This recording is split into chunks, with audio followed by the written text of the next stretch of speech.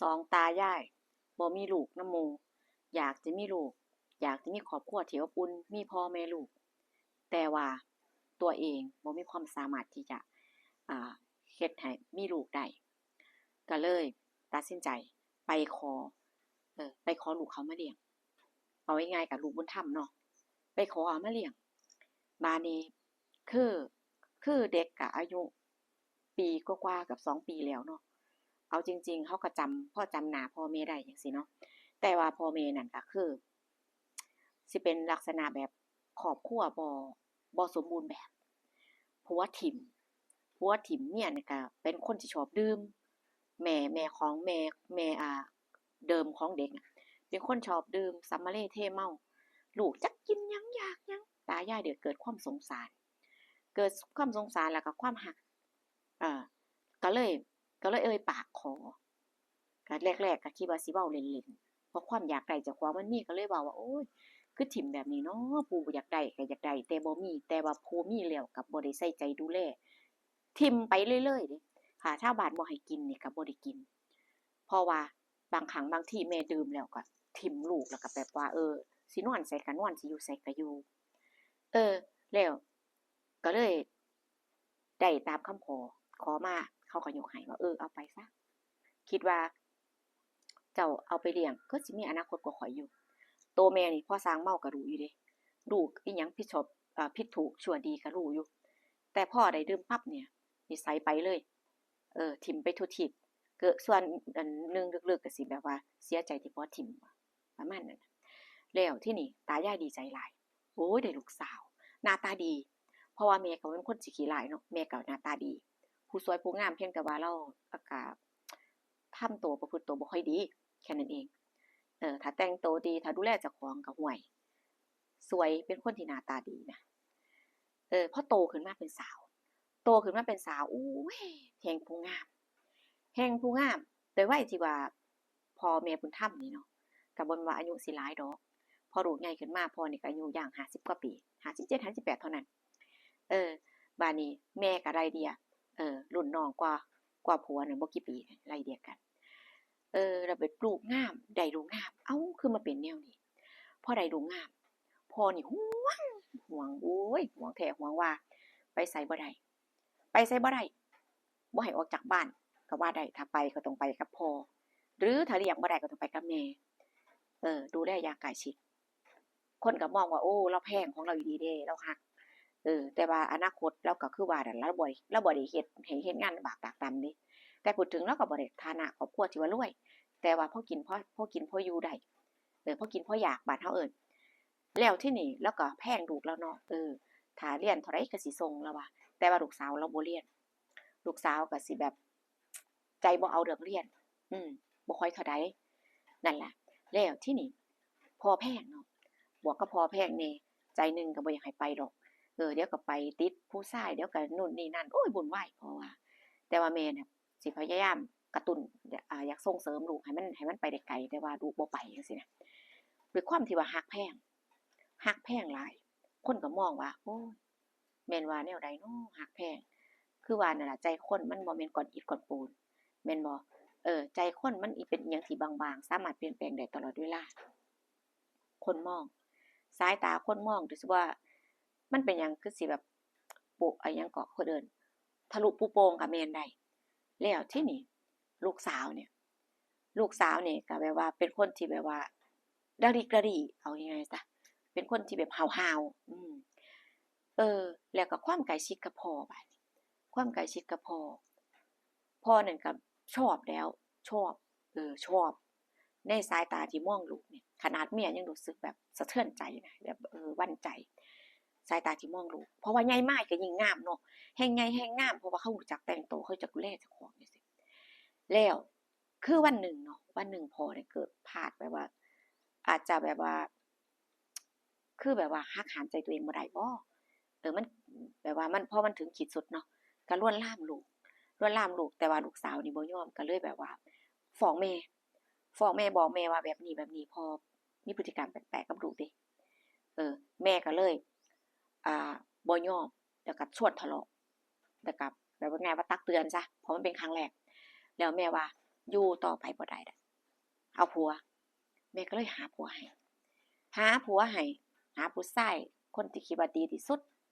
หาผู้ชายคนที่ว่าคิดว่าดีที่สุดคนที่เหมาะสมกับลูกธรรมดาพ่อแม่เนาะสิเป็นลูกแท้ๆหรือบ่เป็นลูกมันบ่เมื่อเขาเลี้ยงมามันก็เกิดความรัก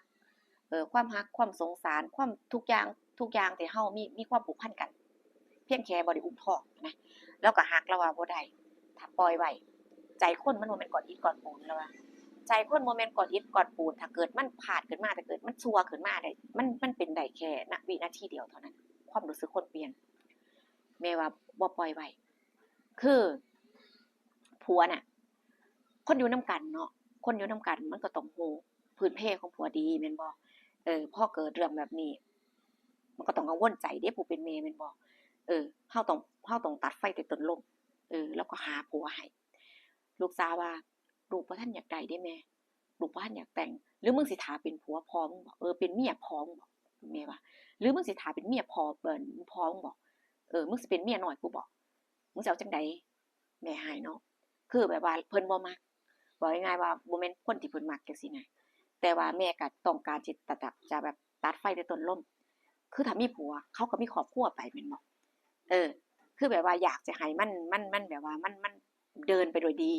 ถ้ามันพลาดขึ้นมาสิเฮ็ดจั่งใดสิแก้ไขได้บ่จังซี้นะเออ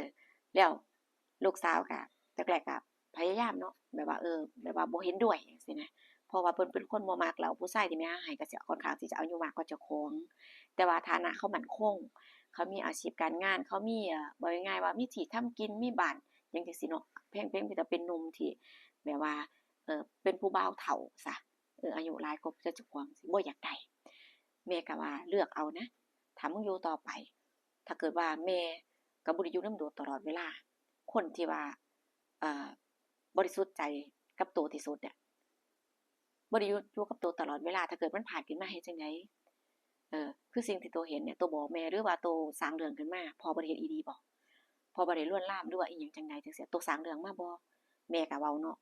คือหมายถึงว่าพยายามบีบบังคับในทางอ้อมเออเพราะว่ามันมีสิ่งกดดันอยู่ถ้ามันจริงมันต้องกดดันแม่นบ่คนเฮาที่นี่ลูกสาวว่าอ้าวแต่งก็แต่งซะเบิ่งไปแล้วเขาก็เป็นแต่คนดีเป็นคนดีอยู่ผู้ชายคนเนี้ยก็ยอมจำนนในความหวังดีของแม่พ่อแม่เฮ็ดทุกอย่างก็เพื่อลูกแม่นบ่ล่ะอนาคตก็เห็นเขาเขามีที่ทำกินมีบ้านมี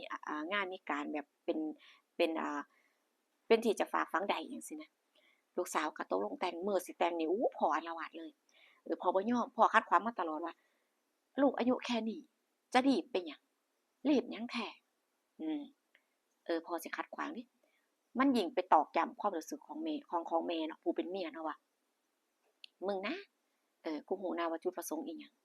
กูจะบ่ยอมให้มันเกิดขึ้นเป็นเด็ดขาดถ้าตราบใดกูยังหายใจอยู่เมียแบบยืนยันชัดเจนเลยว่ากูจะบ่ยอมให้มันเกิดขึ้นเด็ดขาดตราบใดที่มีกูอยู่นอกจากว่ากูจะบ่หายใจอยู่บนโลกใบนี้มึงอาจจะมีโอกาสเมียก็คิดในใจนะพอฟังคำเว้าของผัวแล้วสิแต่งหยังแต่งเฮ็ดหยังอายุแค่นี้รีบร้อนเฮ็ดหยังเอออยู่ใช้ชีวิตเป็นโสดไปก่อนใช้ชีวิตเป็นโสดแต่บ่ได้ออกไปข้างนอกบ่ได้ไปผจญภัยบ่ได้ไปเรียนรู้ไปทำงานก็บ่ให้ไป